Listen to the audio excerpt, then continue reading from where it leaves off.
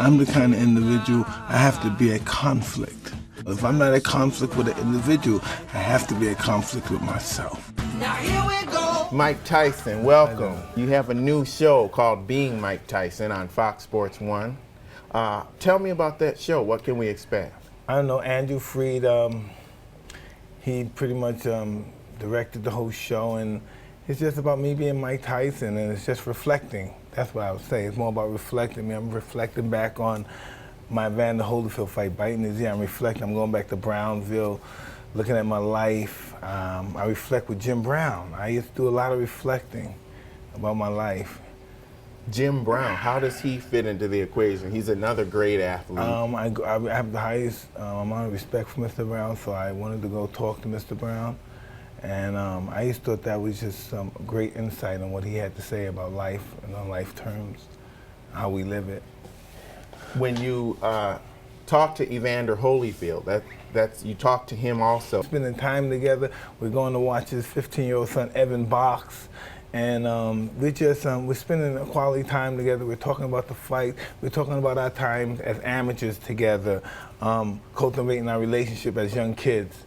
I can remember the movie Black and White. That movie had to be the first time that I saw you in a comical setting. One of the funniest times, one of the funniest movies that I've seen in that scene. How did you get into acting? Hey, listen, this is Who really... gets credit for that? James Toback. I have to be James Toback, you know, because I've been in Friends movies. You'll see me in weird movies here and there. You see me in Crocodile Dundee here. You may see me in Oprah Winfrey had a show. They Don't Live Here Anymore. And you may see me bits and parts, but no, I don't know what it was. I did some movie for Oprah. It was made for television, but when I did that, James Toback, my friends only say, hey, Mike, do this for me. I never got paid for any of this stuff. Crazy. Just, Mike, do this. So I did this, and then that day, James said, Mike, why don't you try to take this a little serious? Because I was reaching the end of my career pretty much. Mike, why don't you just try? Just try it. Just try. Be serious. Try and take it serious. And ever since I've been trying, and things have been coming, The Hangover came out. And I think really a lot from Black and White. I think Black and White really was the movie that really allowed people to see that Mike can do something besides being just Mike Tyson. So since then, I did other movies, not being Mike Tyson. I also got a movie coming up with Warner Herzog, and it's going to be me not being Mike Tyson, and it's just something that I've just really learned to really enjoy. Were you always that funny? I don't know. I don't think I'm funny. But maybe when I was boxing, I always took myself too serious. But I guess I am funny. But earlier in your life, did you have that kind of sense of humor? No, I wanted to be taken very serious. 100%, and indeed you were. You got into the boxing promotion business. Yes. Your fight in August was a real success. And I'm very grateful for that as well. And we have my champion. I think we have a Genis Mendez. We're going to fight again on November 14th, I believe, in Hollywood. And it's going to be a Hollywood Hard Rock and Casino in Hollywood, Florida. And I'm looking forward to that as well. What is your role in the promotions company that you're a part of? Well, I'm hands-on. The motion is my name, I Am Mike Productions, and my job is to find the best talent, to promote them and make them the biggest names in boxing. What kind of talent are you looking for? I'm looking for guys that just, their main objective is to come in there and win fights spectacularly. You know, there's guys that win fights and they may have long strings of record, but they're not going to be, you know, exciting fighters. I want excitement. I want boxing to come back with a guy, the 10-second knocker, the 5-second knocker. And even if it do go 20, if it goes 12 rounds, they're doing it spectacular. They're fighting each other. How do you find these guys? They come to you. Okay. And sometimes you have to develop them. But probably a lot of guys that really aren't cut out for it, that somehow figure out how to get a hold of you, too. We don't know who's cut out for this stuff. We only find out till they're in the ring. They may not even think they're cut out for this till they get in the ring. They find out differently. Isn't that something? Well, I guess when I think back to you, I mean, basically you were a stick-up kid. Yeah. Who was afraid of the first guy that you fought. You were bullied as a kid. Well, it's kind of different because, you know, being in the ring fighting is not like fighting somebody in the street that you're mad at. The guy never did anything to you, never did anything to your family. You're not mad at the guy, but still you have to be disciplined enough and channel that discipline and make this a fight, as if he did something to you or your family. Right. In the past interviews, recent interviews, you said that you'll never have money again because you owe too much and you've had too many past managers, that sort of thing. But isn't it possible for you to come in and be really good as a boxing promoter and get rich again? Hey, listen, you know, Lee, being wealthy is not the hardest thing in the world to do. You know, it's not as hard as people may think it is. You know, it's just that I won't be breaking my neck to do it like I once was. You know? Okay. That's not my objective in life, to break my neck to become a wealthy man in life. I have so many other obstacles I want to overcome as far as being a better husband, a better father, and more responsible in just in my whole everyday barometer. Mm-hmm. Do you feel like you're as passionate about promotions as you were as a fighter? Well, I'm getting there. You know, I need the fighter to bring that promotion out, to be that passion of promoter out of me. That's what it's all about. When you get that fighter, he brings it out of you. And as you go forward as a boxing promoter, you gotta be looking at Floyd Mayweather and the fact that he's also, to some extent, already doing boxing promotion. What do you think of him, and do you see any of yourself in Floyd Mayweather? Well, I don't know. I'm sure there is some affinity there. It has to be for him to be that successful, because all boxers have to have that same drive and willpower and be willing to put in the time and work. That's really the discipline, to do what you hate to do, but do it like you love it. And you have to have that kind of love for the sport to do it. And that's what it all comes down to, putting in the work. C.J. Ross, the judge that handed Timothy Bradley the fight over Manny Pacquiao, the other night ruled that the fight with Mayweather was 114-114. Hey, listen, I didn't see the fight, but I heard pretty much it was a shutout, and he won simple, really easy. But you know, when you're that good and you're that great, and you make somebody that's a great fighter seem as if he's a journeyman, you're going to build animosity, because that's just a human trait, and that's what this country produced: animosity, jealousy, enviness, drugs, chaos, and there had to have been some animosity there. And you know, there's no way. From what I heard it was pretty much a shutout. It was a shutout. It was. For her to do that, it was just, maybe her license should be revoked. I don't want her to, by any chance, to referee in Mma Fights. Well, you know?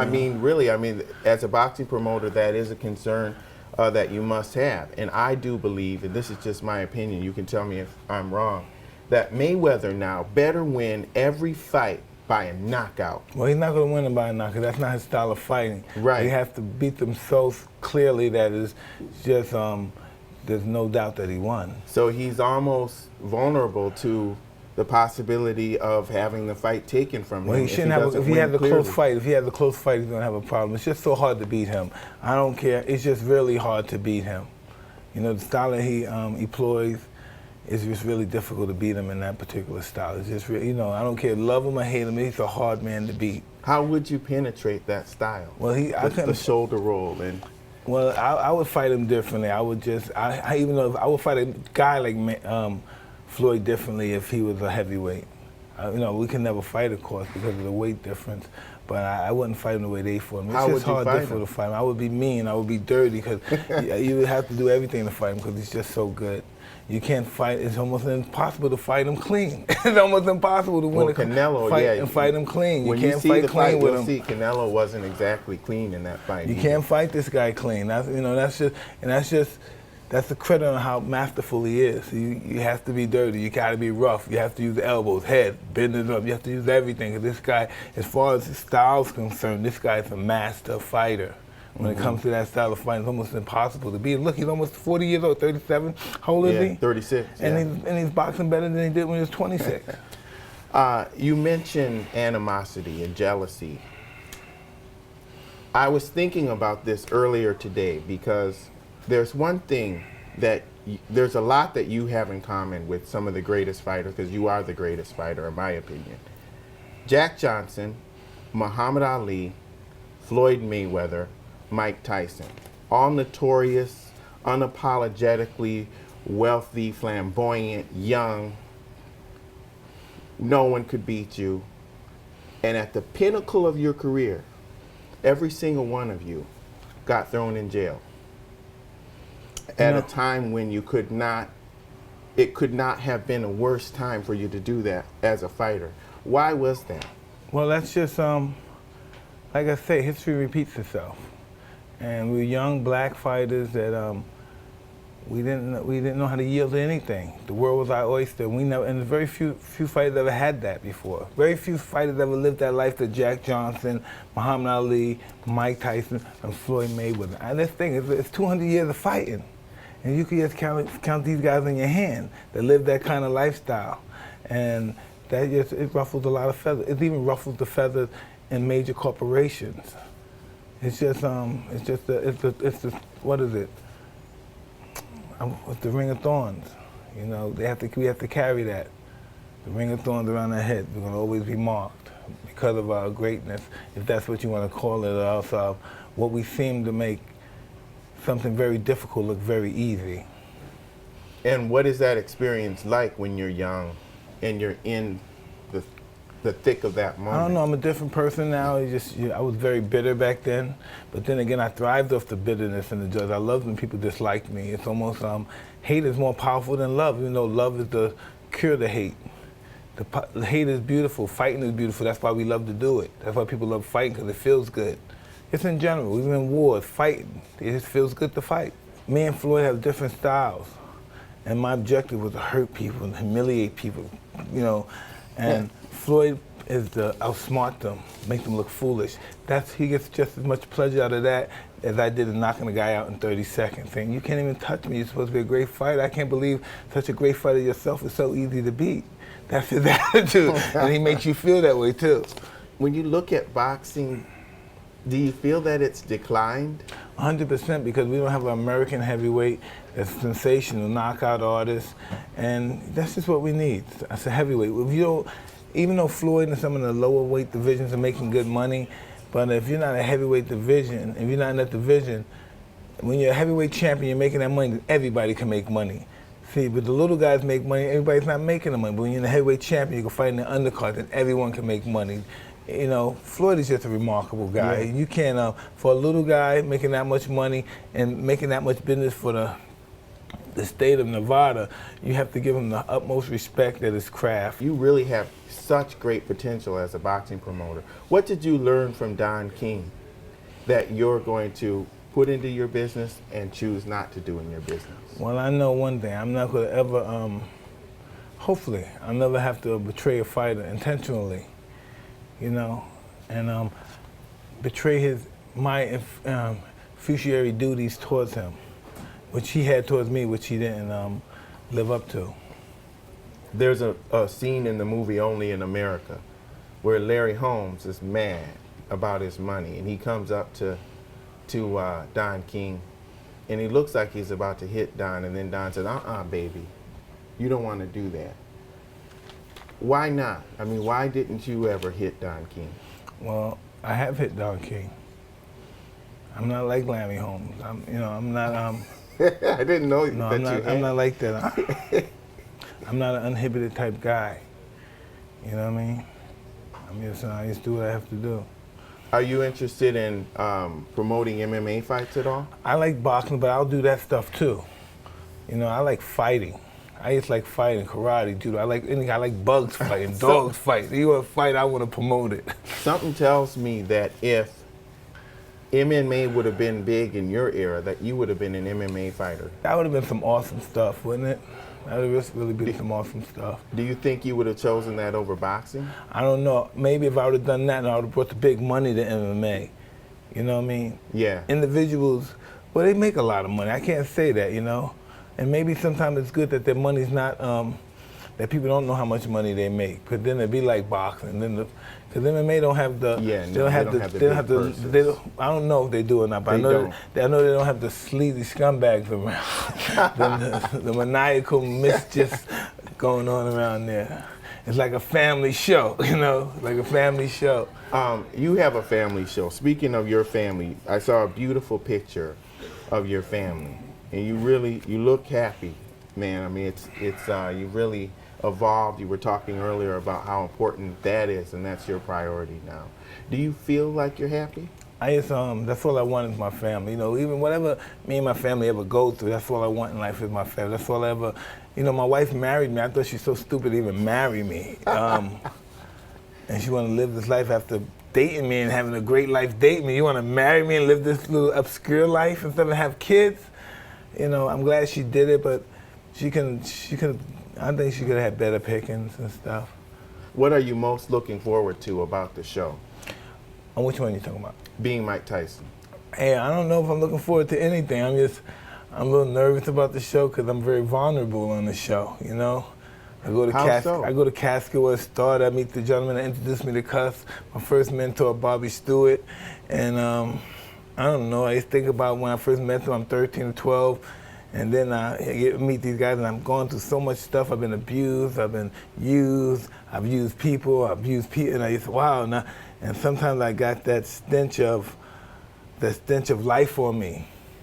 And it's just really interesting. You know, how I deal with that and the dynamics and how it comes back to hit me. And I don't know. It's just really interesting, you know. And to see that the people that involved me they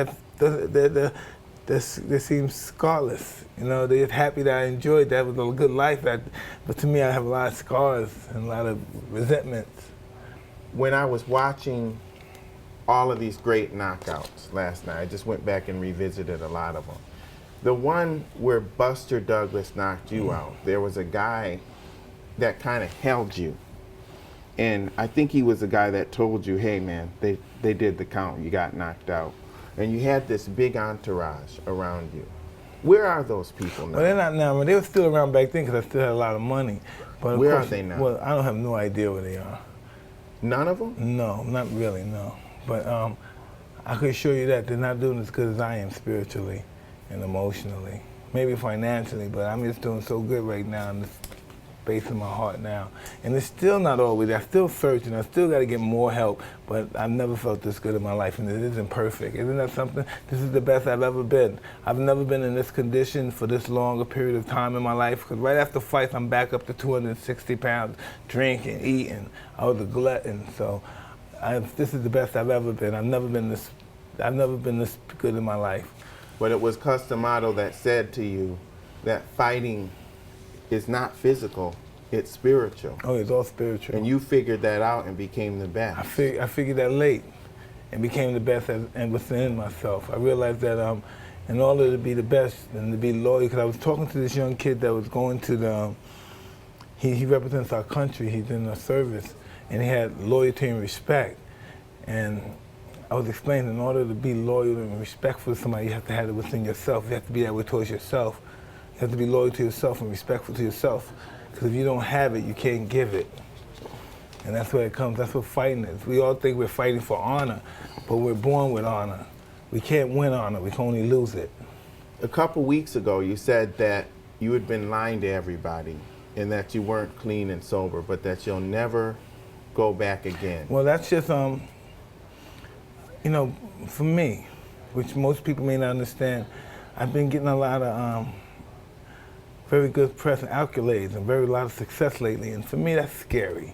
And so I'm not good at handling that stuff, so I may chug a few down, you know, and I shouldn't have. And people are thinking that I'm under the auspice that I'm not drinking, and it just felt bad for me to be drinking, and they believe differently. So I wish I had never said that. I wish I could have just handled it and just kept it under the cover, but it felt so dirty. It felt so dirty, people believing I was one way and I was another. And it just felt so much better just saying that. But it won't happen again, God willing, you know. And if it does, I just have to handle it again on my own. Hey man, you're on a good road. Thank you so much for everything that you've done for the sporting world and now for the entertainment world. Thank you very much. I thank you very much, Mike Tyson, and it's a pleasure to meet you. Thank you very much.